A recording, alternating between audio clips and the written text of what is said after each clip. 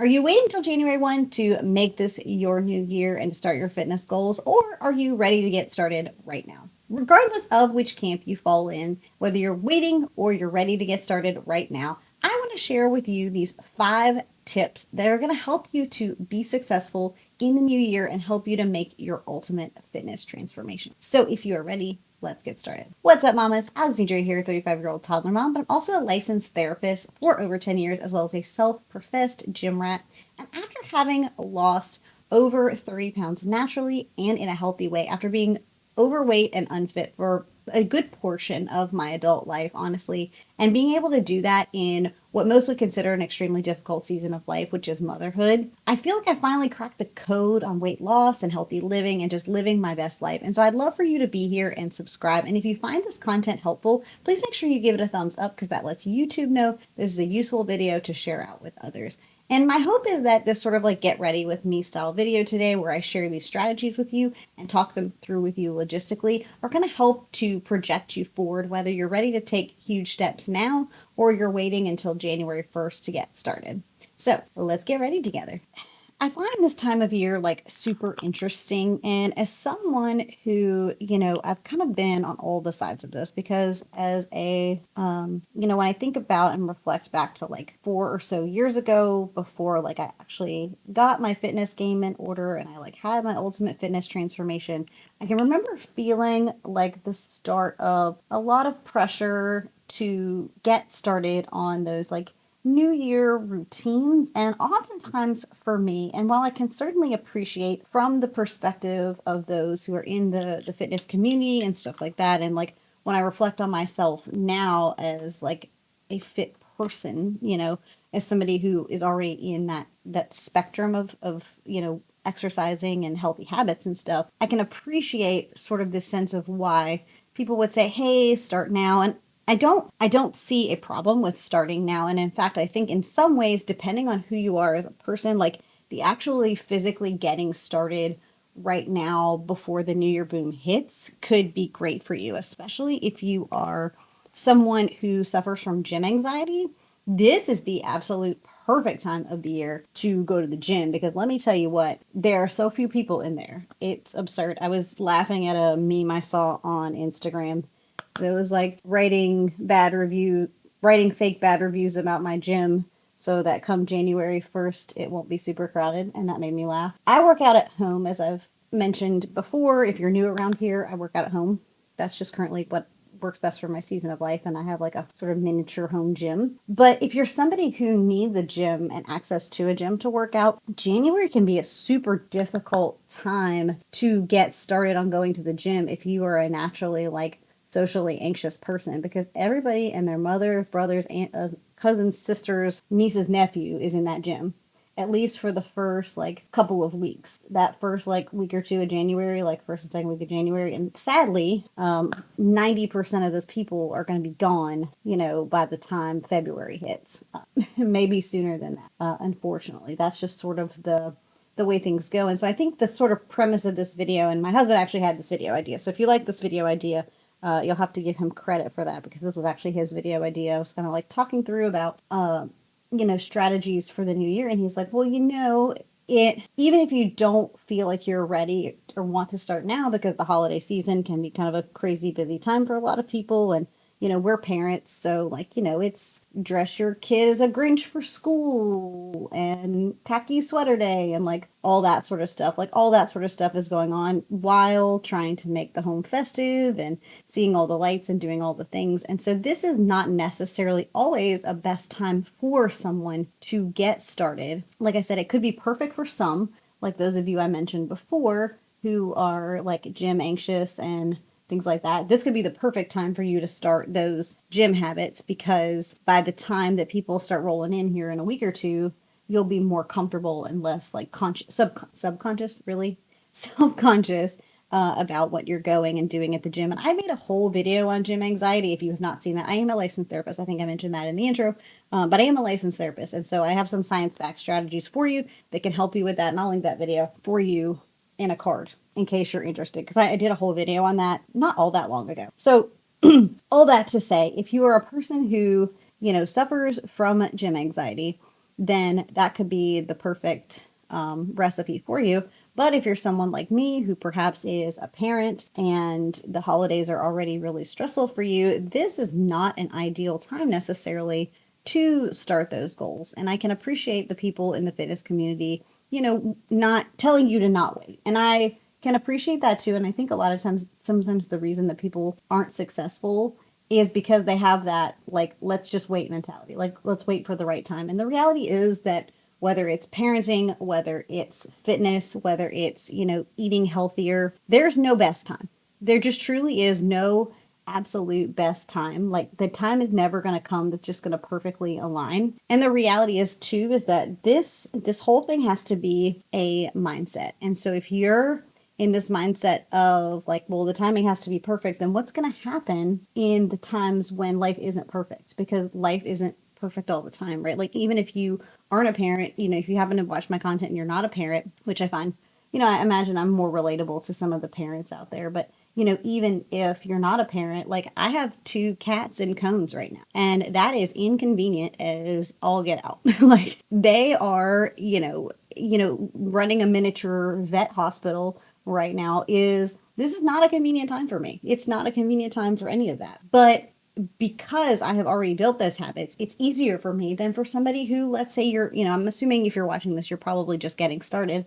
It's not going to be the easiest time for you. This is choosing a path of more resistance rather than the path of least resistance. And, psychologically speaking, I think we have to be realistic with ourselves about what we can commit to. And so, in that way, I think we can start some habits now. And one of those being just tracking your calories. I'm sorry, I'm not trying to flip you off. Just tracking your calories, not even like cutting them or trying to make changes to them, but having that piece of knowledge in your tool belt that you can pull from. Because I think a lot of times what happens, January 1, there's all this pressure to like get up and go and do. And so it's like, yes, let's do this, let's do this. But once the momentum dies, which it inevitably does because we're human and that's just how things go. When that momentum dies, we stop what we're doing. And rather than sort of like building that momentum and starting everything at one time, now is a great opportunity to make some of those small shifts and pivots so that come January 1, you're like prepped and ready to go. And so tracking your calories is one of those things because I know people don't like to hear it. They don't like to talk about it. They don't like to think about it. But the reality is if you want to look fit and toned and cut or whatever, you do have to lose weight. If you're not already, in like the body like type for that. That's just sort of the reality of it. Is, there is a weight loss component to your like ultimate fitness journey. And you cannot out train a bad diet. I know I feel like people throw that around all the time, but you truly cannot out train a bad diet. And so if you're eating like garbage water and you have no idea what you're eating, then you're not going to be able to lose weight. You can go to the gym all day long. This looks absolutely insane, I know, but you can go to the gym all day long, but if you're not in a deficit, you're not going to lose weight and you're not going to tone up the way that you want to. You might be able to build some muscle, sure, but you're not going to lose weight and be able to see the work that you've put in underneath. And I'll show you some of my like photos too of like when I was just working out, but not eating in a deficit. Like I was certainly building muscle and that was great, but I wasn't losing the weight. And so because of that, I wasn't seeing like the tonality of it until I really dialed in my nutrition.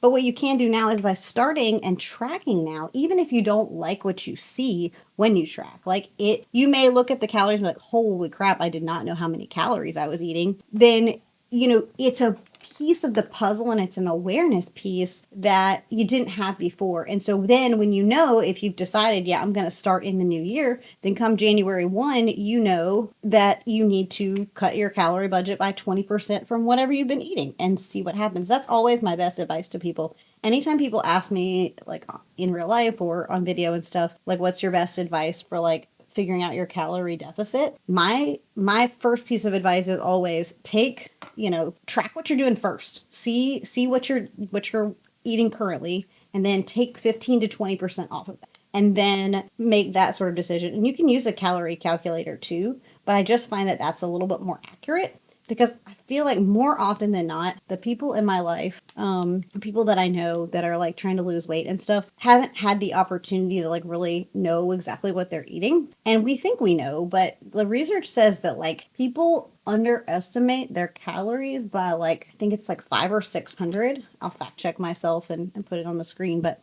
5 or 600 calories, which could be, 5 or 600 calories could be the difference between a calorie deficit and not a calorie deficit. So it is really important that you know and understand what yours are and that you're not eating too much, but they're also not eating too little. Because my calorie budget as a 5 foot tall woman, I'm not even 5 feet, are not going to be the same as my 5, 10 husband who weighs like twice as much as I do. Like that would not be an appropriate calorie budget for him. And so this is a good piece of like the puzzle where you can say, hey, I know what my calories are. So come January 1, when I'm ready to dial in on my nutrition, I know what I'm shooting for. And then you can decide, what's best for you. But you've already got that knowledge. You don't have to wait and do that first piece of the puzzle first. And I think, when you think about calories, it really, people don't like to hear this, but it really is calories in, calories out. But there are things that you can do to make calories in, calories out work better for you. And one of those is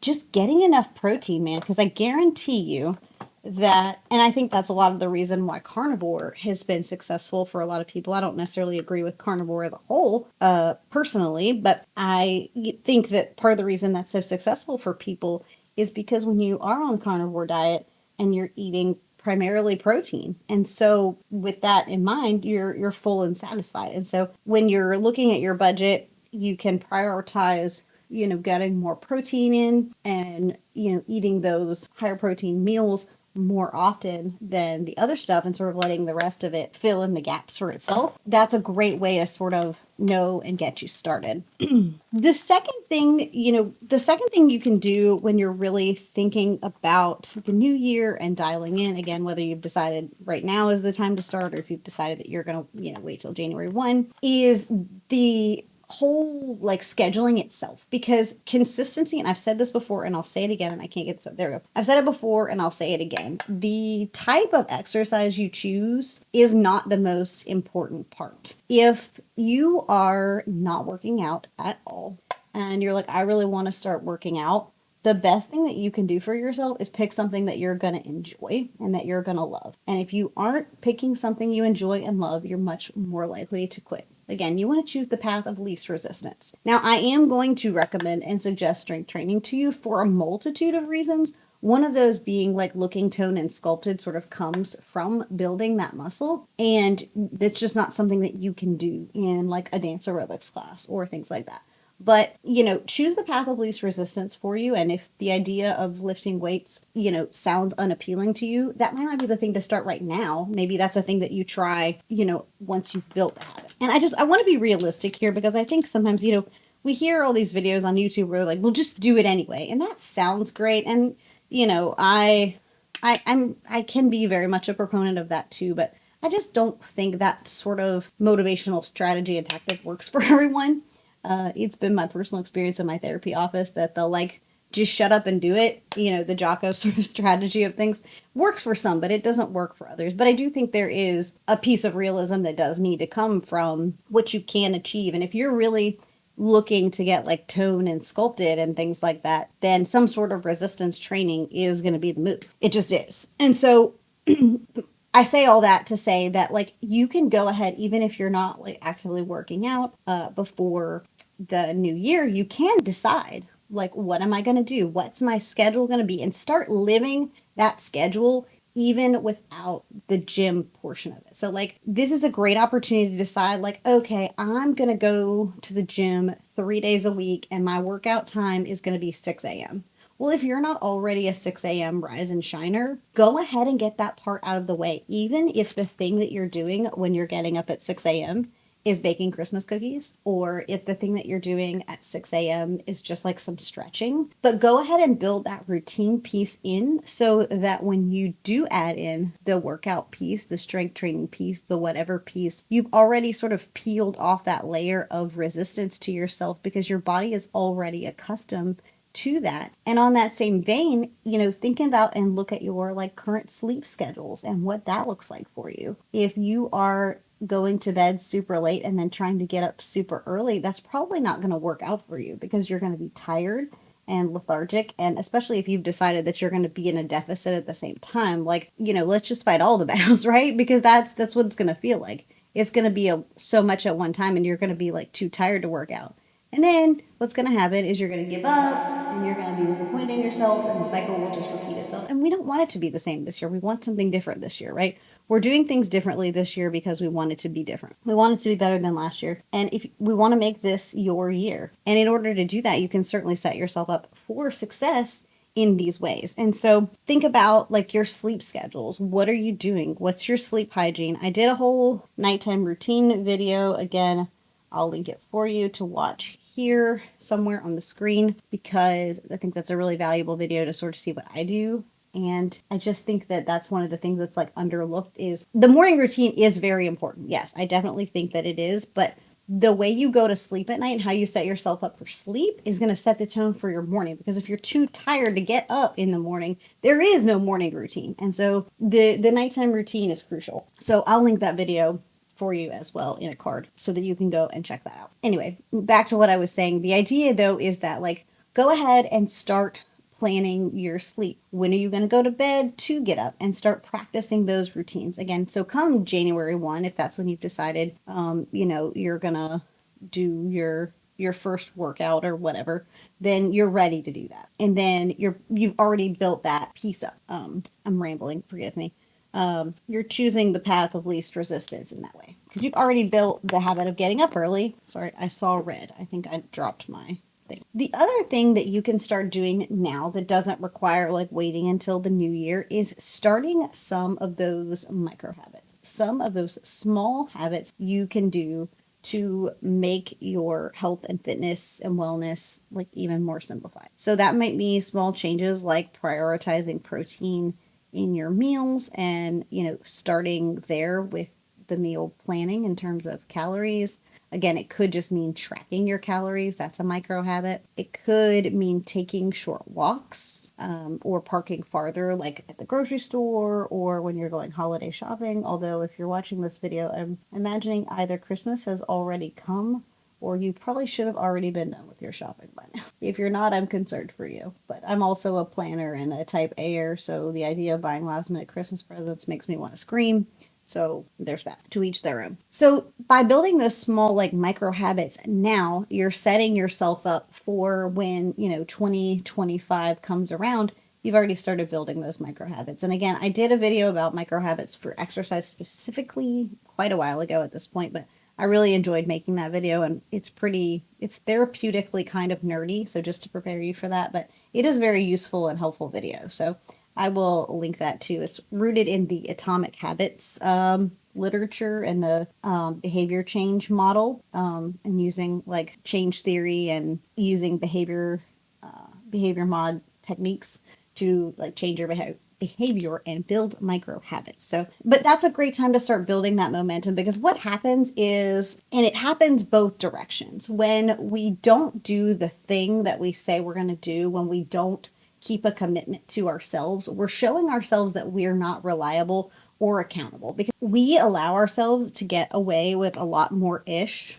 than we would put up with from other people, right? If we tell ourselves that we're going to go to the gym 3 times a week and we don't do it, we're like, oh, I'm the worst, I'm a failure, but then nothing really happens from that, right? We just beat ourselves up and make ourselves feel really bad. But if somebody else were to do it, like let's say we had an appointment with a doctor, right? And they canceled on us 3 times in a row, we'd be getting a new doctor, or I sure as heck would be. Like, you cancel on me. That actually happened to my husband with his like massage therapist. Like he kept making appointments and she canceled on him like 3 different times in a row. Like he showed up and she wasn't there. And like eventually he's like, I got to find a new massage therapist. Well, we can't fire ourselves, right? So we just get discouraged and mad at ourselves and don't do, and then just like life just moves on.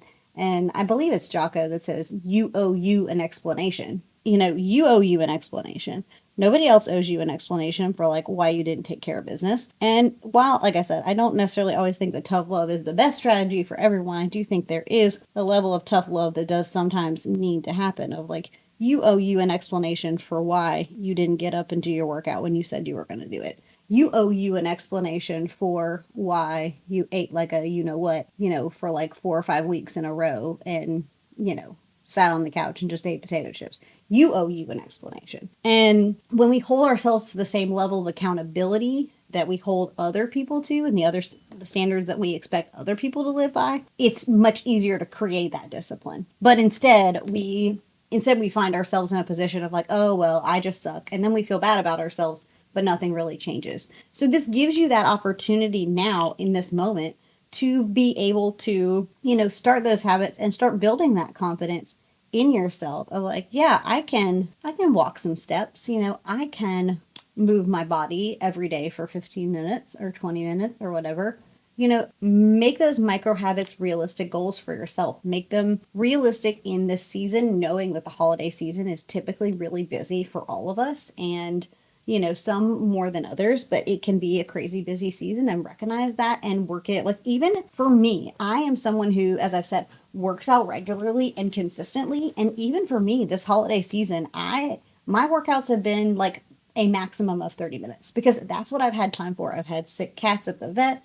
I've got, school stuff for my kid. Like, there's just a lot of ish going on right now. And so for me, realistically, what I can commit to is a maximum of 30 minutes of workout. And some is better than nothing. Some is good enough sometimes. And I think we beat ourselves up because we're like, oh, well, I didn't get a full hour at the gym, or I only did 10 minutes. Okay, well, 10 minutes is better than no minutes. So if that's what you can commit to, then start there, because you can build on that. You can build on the habit that you've already created. And that will, eventually lead you to the path of least resistance when you think about it from a psychological standpoint. And then the last thing I want to say before I let you guys go today is just really, this is a great opportunity to consider your why. Because your why and why you are working out and what you're doing when you're trying to get healthier or go on your glow up or your ultimate fitness transformation or whatever the heck you want to call this thing, this is a lifestyle. And so it really is crucial that you understand why you're doing this.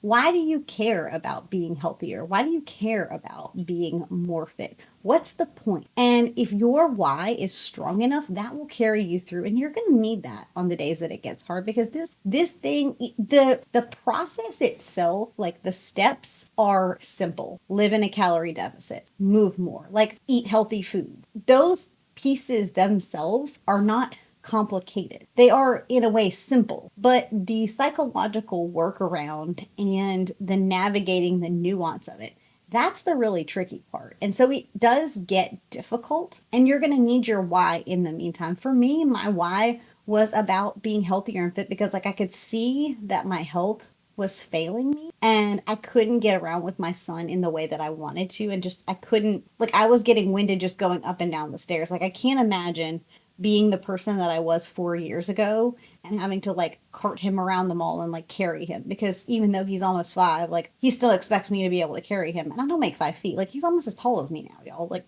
for real. And so, but I can do that because I strength train and because I take care of myself. But if I weren't, there's really truly no way that I could like cart him out of a store when he's sort of it.